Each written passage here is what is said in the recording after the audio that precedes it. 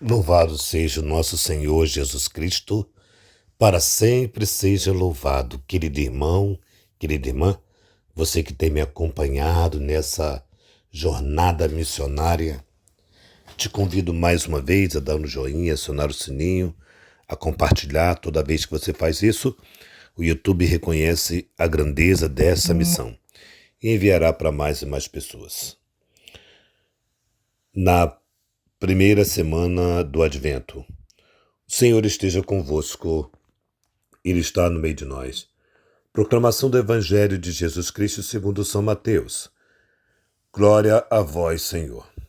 Naquele tempo disse Jesus aos seus discípulos: Nem todo aquele que me diz Senhor, Senhor, entrará no reino dos céus, mas o que põe em prática a vontade de meu Pai que estás nos céus. Portanto, quem ouve estas minhas palavras e as põe em prática, é como um homem prudente que construiu sua casa sobre a rocha. Caiu a chuva, vieram as enchentes, e os ventos deram contra a casa, mas a casa não caiu, porque estava construída sobre a rocha. Por outro lado, quem ouve essas minhas palavras e não as põe em prática, é como um homem sem juízo, que construiu sua casa sobre a areia. Caiu a chuva, vieram as enchentes, os ventos sopraram e deram contra a casa caiu, e grande foi a sua ruína. Palavra da salvação. Glória a vós, Senhor. Amados irmãos, nós estamos diante de um evangelho que é muito interessante, porque Jesus está falando também para os seus discípulos. Olha, ele está falando para aquele que ele escolheu para segui-lo. Também fala para eles. E fala para aquela multidão: Nem todo aquele que me diz Senhor, Senhor, entrará no reino do céu. Nem todo aquele que vai à missa todo domingo, se não todo dia. Nem todo aquele que comunga todo dia, comunga sempre, louvado seja Deus por isso. Que veste roupas bonitas, túnicas, estolas, casulas, mitras, e etc, etc. Coordenador disso, coordenador daquilo, vai para cá, vai para lá. Nem todo aquele que me diz Senhor, Senhor entrará no reino do céu. Mas por quê? Mas por que Jesus está falando isso? Porque Jesus está dizendo que não basta ter aparência de católico, de cristão católico ou de outra denominação cristã. Não basta ter aparência. Não é essa aparência que te levará para o céu. Além disso, é a sua postura de vida, é o seu comportamento, é a sua sinceridade, porque Jesus aqui está dizendo que o que ele está olhando em mim, o que está olhando em você, é a sua sinceridade. Não é tanto a sua fraqueza. A sua fraqueza, Jesus está vendo o quanto você tem lutado contra ela. Se é assim, se é que você tem lutado. Mas Jesus está vendo a sua essência, o que você está por dentro, a veste que você tem por dentro. Porque você pode dizer que é da igreja, você pode botar véu, você pode botar terço na mão, andar com terço, rezar, etc. Tudo isso é muito bom, mas quando isso não te leva a uma verdadeira conversão, então você está sendo falso com Deus. Eu digo sempre, não adianta a pessoa ser rigoroso na religião, na prática da religião, porém a sua vida é uma vida laxe, a vida escondida. A sua vida escondida, ou seja, aquilo que você não quer mostrar, desqualifica tudo aquilo que você está mostrando, ou seja, a sua fé. Aqui é que está o grande problema. Pode ser o que for. pode ser quem for. Pode ser papa, pode ser bispo, pode ser sacerdote, pode ser diácono, pode ser religioso, pode ser religiosa, pode ser leigos dos melhores, bem grandes, né?